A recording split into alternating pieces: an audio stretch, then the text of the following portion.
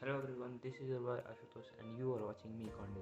और आज हम बात करने वाले हैं कि हरिद्वार घूमने में मेरा कितना खर्चा आया है। बहुत लोग पूछ रहे थे कि हरिद्वार घूमने में क्या खर्चा आया। तो मैं यहाँ से गया था रुद्रपुर से हरिद्वार। तो अलग अलग जगह के हिसाब से अलग अलग भाड़ा हो सकता है, अलग अलग बसेस के चार्ज हो सकते हैं, अलग अलग जगह से ट्रेन के अलग अलग चार्ज हो सकते हैं। बट हरिद्वार में रहने का, घूमने का और वहाँ बाकी जो खाने पीने का एक्सपेंसेस है लगभग सबका सेम रहेगा। और थोड़ा सा ऊपर नीचे हो सकता है, आप कितना खर्च करना चाहते हैं उस हिसाब से। बाकी मेरा कितना खर्च हुआ मेरे एक्सपीरियंस के हिसाब से आपको बताऊंगा। मेरा ट्रिप था लगभग 3 दिन का, 29, 30, 31 को मैं घर आ गया था, यहाँ रूम पे आ गया था दिसंबर में। 29 को मैं निकला था रात में और 31 को मैं शाम को रात में घर आ गया था 10 बजे के आसपास। ओवरऑल 2 दिन का कह सकते हैं कि 2 दिन का ट्रिप था मेरा। तो आज मैं उसी के एक्सपेंसेस के बारे में बात करने जा रहा हूँ कि मैं कितना यहाँ से मेरे को रुद्रपुर से रिटर्न रुद्रपुर आने में ओवरऑल कितना खर्चा होगा। तो लेट्स गेट स्टार्ट। तो हम शुरू से शुरू करते हैं। तो हमने स्टार्ट करा था अपनी जर्नी 29 तारीख को रात को लगभग 10 बजे के आसपास। जो रुद्रपुर सिटी से हमारी ट्रेन थी हरिद्वार जंक्शन तक। रुद्रपुर से हरिद्वार तक की ट्रेन थी जिसमें हमारा एक बंदे का पड़ा था लगभग 187 रुपये के आसपास। और हम 4 बंदे थे तो हमने साथ में टिकट करवाया था, तो हमारा 750 के आसपास पड़ा था, जो ऑन एन एवरेज एक बंदे का पड़ जाता है 187 रुपये। और आने का, इधर से जाने का तो हमने स्लीपर में ले रखा था और उधर से आने का हमने सीटिंग था, तो उधर से आने का हम लोग को कम लगा। वो था 532 रुपये के आसपास, 4 बंदों का लगा था, तो वो हो जाता है लगभग 133 रुपये के आसपास। मैंने पूरा लिख रखा है, वही मैं देख के बता रहा हूँ। तो फिर हम वहाँ रात को पहुँचे 1 बजे के आसपास हरिद्वार। और फिर हरिद्वार में हमने एक होटल लिया रात को, क्योंकि हम रात को घूमना कहीं बंद था या कुछ भी नहीं था। तो हम वहाँ होटल स्टेशन के पास ही होटल लिया, जिसमें हमें लगा 5 बंदे हो गए थे हम हरिद्वार तक के लिए। एक बंदे को हरिद्वार से आगे जाना था, तो वो हरिद्वार में उसने हमें छोड़ दिया था। तो हरिद्वार तक वो था हमारे साथ। तो होटल हमने 5 बंदों के लिए लिया, जो हमें पड़ा था 500 रुपये का पर हेड, 100 रुपीज़, जो था सुबह 7 बजे तक का, रात के 1 बजे से। तो हम वहीं सोए, रात को फ्रेश हुए, फिर वहाँ से निकले। हम निकले लगभग 6, साढ़े 6 बजे। वहाँ से हम गए स्टेशन से हम फिर गए गंगा घाट, हर की पौड़ी जिसे बोलते हैं। तो वहाँ तक का हमारा खर्चा लगा था, पूरा ऑटो हमने करा था 50 रुपये के आसपास गया था उसमें, हरिद्वार जंक्शन से हर की पौड़ी तक का। वो हमें वहाँ छोड़ दिया। फिर वहाँ से हम घूमे, फिर वहाँ से फिर हम मनसा देवी गए। वहाँ फिर आप घाट पे कितना खर्च करते हो वो आपके ऊपर है, हर बंदे का अलग अलग ही हो सकता है वो। और फिर हम गए मनसा देवी, वहाँ हमें वही है, फिर वहाँ चढ़ावा का क्या है वो आप देख लेना, अगर आप चढ़ाते हो या फिर आप कितना क्या करते हो वो तो आपके ऊपर है, क्या प्रसाद खरीदते हो वो आपके ऊपर है। फिर हम वहाँ से आए, फिर हम मनसा देवी से उतरने के बाद नीचे हमने खाना खाया था, जो नॉर्मल खाना मिल जाएगा आपको 50 रुपये प्लेट या ऐसा है कुछ। खाने का भी है अलग अलग कि आप क्या खाते हो। नॉर्मल मतलब एक एवरेज खाना 50 रुपये प्लेट, चावल दाल रोटी ऐसा करके मिल जाएगा 50 रुपये में।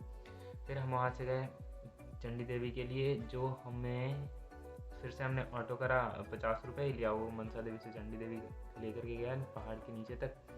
फिर हम यहाँ से मनसा देवी की चढ़ाई करें, फिर उधर से हमने वो रोपवे से आए, तो वहाँ लगा था लगभग 200 रुपये मान सकते हैं, 200 रुपये नहीं, 170 या 180 के आसपास था 2 बंदों का।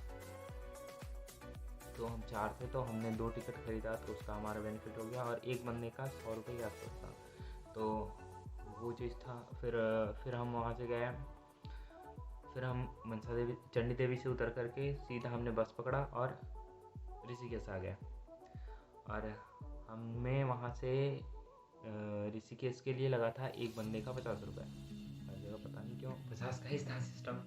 और वहाँ से फिर 50 का टिकट लिया, बस में बैठे और वहाँ से हम रोडवेज के थ्रू आ गए ऋषिकेश में। फिर हमने होटल लिया, होटल नहीं धर्मशाला कह सकते हैं, धर्मशाला अच्छा खासा था, होटल जैसा ही फैसिलिटी था, बस वो पुराना था। और हवेली जैसा बना रखा था बेसिकली, लेकिन वो देखने में बाहर से हवेली जैसा लग रहा था, लेकिन वो अंदर से उस कंडीशन में नहीं था।